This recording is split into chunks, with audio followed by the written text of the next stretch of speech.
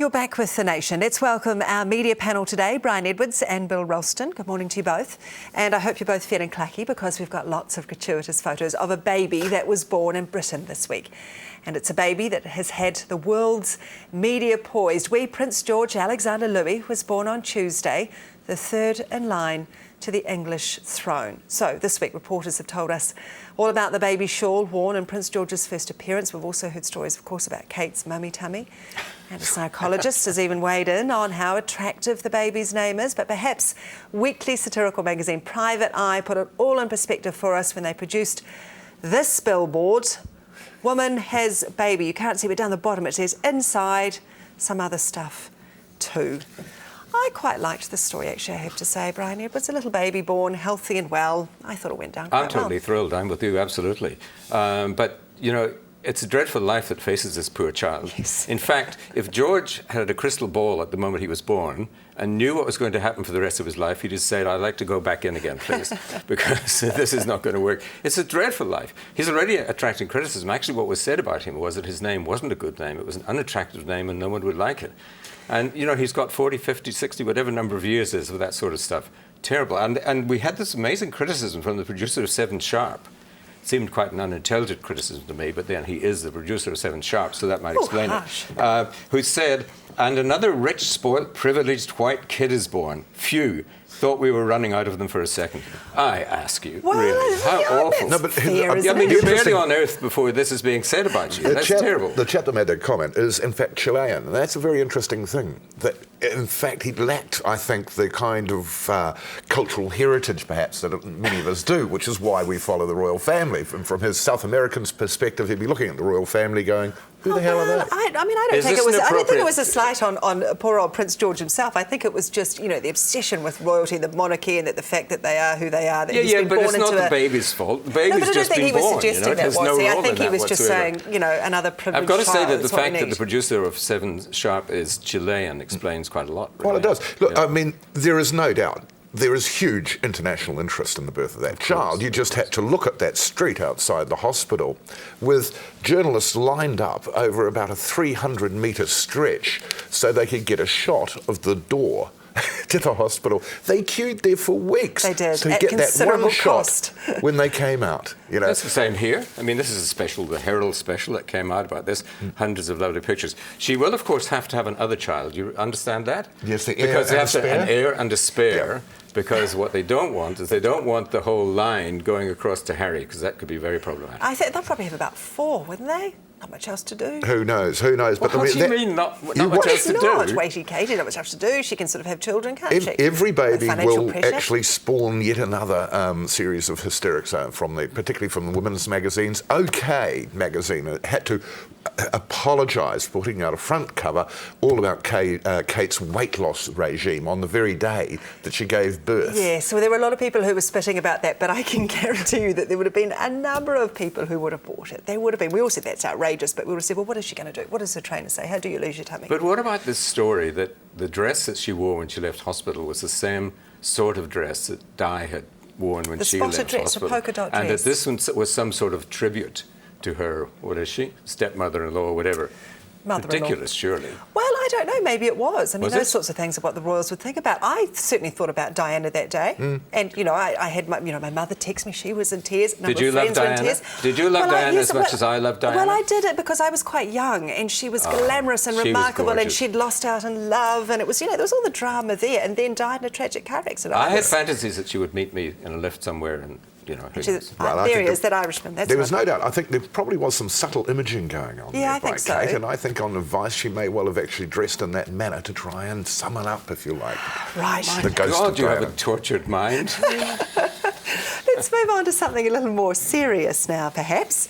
And the Greens have revealed that the David Henry inquiry asked Parliamentary Services for the phone records of Fairfax reporter Andrea Vance. You remember Henry was investigating the leak of the Kitteridge report into the GCSB. The request was declined, but it does raise some very interesting questions, doesn't it, Bill? Well, I think he was perfectly entitled to ask for those records, and Parliament was perfectly entitled to say, the Parliamentary Services was perfectly entitled to say, no, go away. Don't forget, you say he was investigating the leak of the Kitteridge report. There had been several leaks in and around the GCSB and political issues. And I think his brief was a little, privately, was a little wider than just a Kitteridge report. He was trying to track down a very serious dripping of information from the top end of government. I think he was perfectly entitled to ask for the phone records. The interesting thing is he got the swipe cards details, so he could tell where she'd been moving. Well, he got the swipe card details, but he didn't get the phone records, which I think is entirely appropriate that shouldn't have happened. I see it rather more seriously than you. It seems to me we're developing a culture of spying on our own citizens now in New Zealand, right down to our members of parliament and a whole variety of other people. And I think that Key is losing his moral authority as a result of this, because people suspect... He said he didn't know about it. Well, yes, he said he didn't know about it. But, well, it's interesting, of course, because if you look at recent polls about .com and Key, more people believe that .com is telling the truth about all of this than believe that Key is telling the truth about all of this. I think that's just to do with politicians, though, isn't it, really? We've always had a society where people have been surveilled.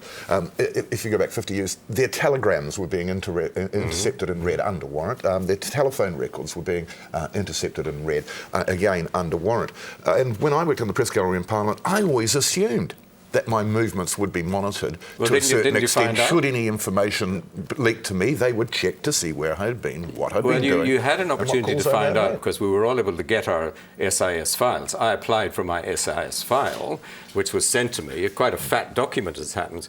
What bothered me about this was their seeming inefficiency, because all that was in the file were press cuttings. Now, you know, so all their information on me and my possible spying on behalf of the Irish government were press cuttings. Very good. It's absurd. Most of them to do you a scrapbook, in other words. Indeed. OK, one of the most fascinating court stories of the past few weeks has been that of lawyer Davina Murray on trial for smuggling contraband items to convicted rapist and murderer Liam Reid. The judge's decision has been reserved, but on Tuesday the Herald Online jumped the gun and posted a story saying she'd been found guilty. TV3 Online and News Talk ZB quickly followed. It appears the Herald journalist had written 3 different stories for 3 different outcomes and accidentally had posted one of them. This is an interesting scenario, isn't it? Because suddenly you find newsrooms, you know, not wrong for long, but they're trying to be first by a matter of seconds. It was a journalist, as I understand it, from APNZ, a news agency, and that's why it ran so far and so wide. A very dangerous thing to do, to write, you know, 1, 2 or even 3 stories and then just put one out. But he said he pushed the wrong button. What did that mean? I didn't understand what that meant. Well, he'd obviously posted something so it went live when it should have been sort of perhaps held in a file until he got the verdict, I suspect.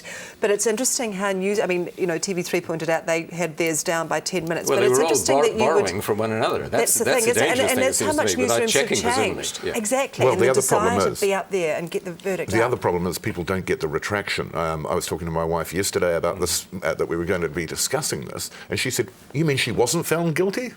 Because she never heard the retraction, and that's the real danger when you That's rather like the tiny, tiny apologies that appear at the bottom of page 5 when the main story was on the front page. Yeah. What intrigued me about this, just to move away from that aspect of it, was that someone as sensible, one assumes as a lawyer, would seemingly be in love with a man who was a double murderer, nearly double rapist, and would describe him as a paper, or alleged to have described him as the best kisser she'd ever met. That's a whole different story, That isn't is a whole different story, I agree. Absolutely. Yes. All right, now, Kiss of Prince, we'll move on to that. Finally, let's take a look at the annual NBR Rich List. Brian, you're not on there.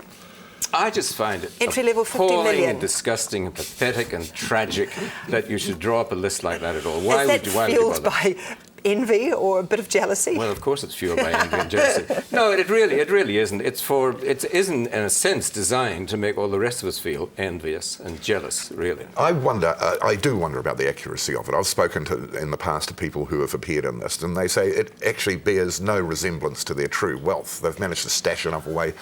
I do know Inland Revenue do tend to pay very close attention to the NBR Rich List and look at the new people there.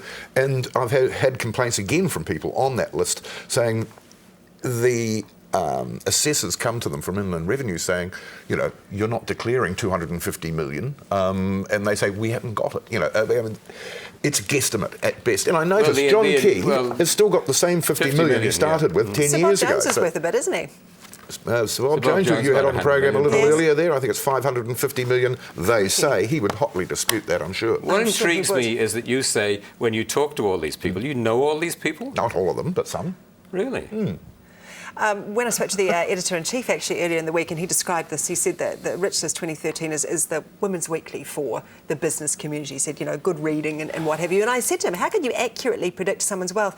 And he said, what they don't know is when someone's got money offshore in a little account. So really you have to question just how accurate it is. Well, that's right. It is, as I keep saying, a guesstimate at best. You know, it can be wildly at odds with the reality. If you've got 10 million, why do you need another 10 million or another 10 million or another 10 million? Just give it to us Beyond me. instead. Give it to us instead, yes. All right, Bill Ralston, Brian Edwards, thank you.